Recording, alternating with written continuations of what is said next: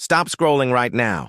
What if I told you a 37-year-old captain just kicked out French troops, nationalized billions in gold, formed a new African super alliance, and declared to terrorists, "Flee or die"? Meet Captain Ibrahim Traoré, the world's youngest president, the man they call Africa's Thomas Sankara reborn. My fellow Africans, brothers and sisters across the continent and beyond, today I stand before you to speak of a man who has ignited hope in the hearts of millions. A leader who dares to challenge the old order and forge a path of true sovereignty.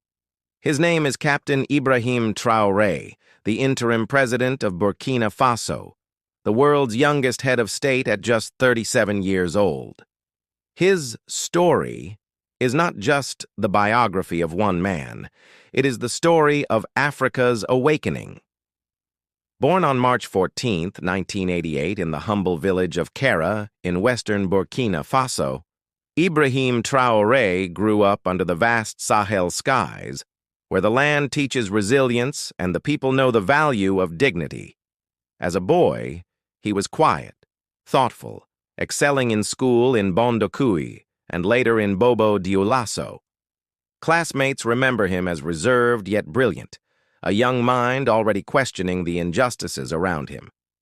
In 2009, he graduated with honors in geology from the University of Ouagadougou, a time when he joined the Marxist Student Association, ANIEB.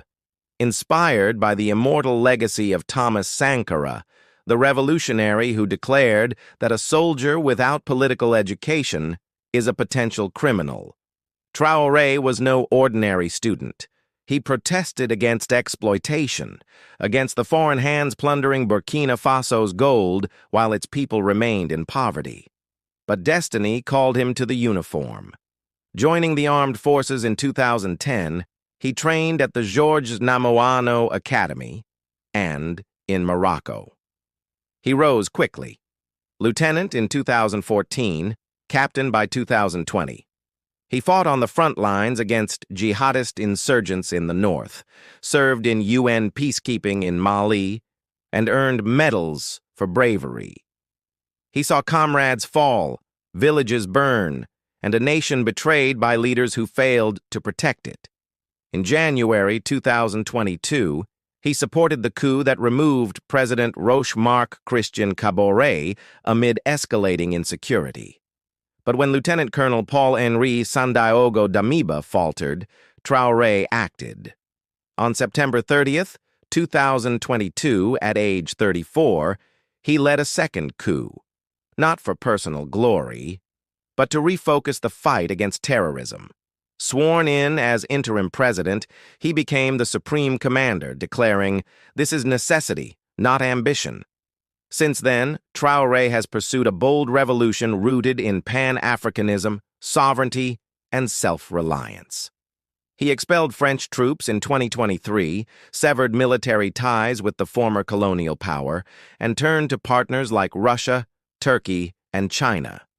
With Mali and Niger, he formed the Alliance of Sahel States, AES, a new confederation breaking free from ECOWAS's grip.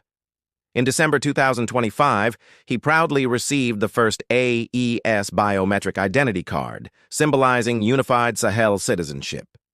Economically, he has nationalized mines, built a gold refinery, established national reserves, and opened factories, from tomato processing plants to cotton mills.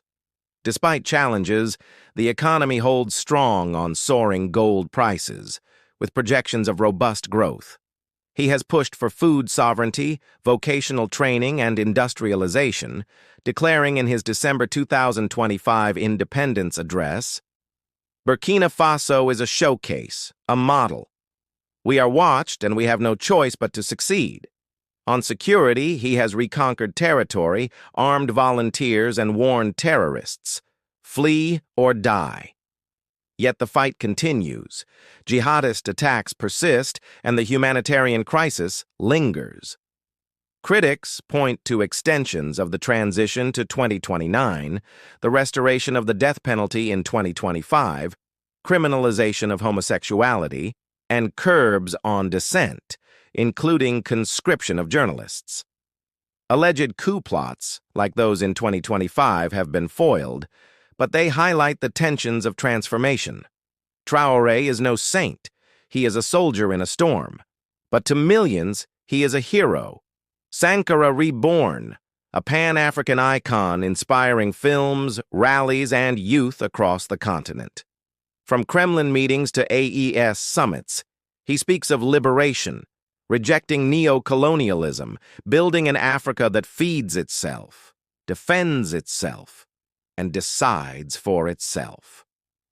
My friends, Ibrahim Traoré's journey reminds us, change begins with courage.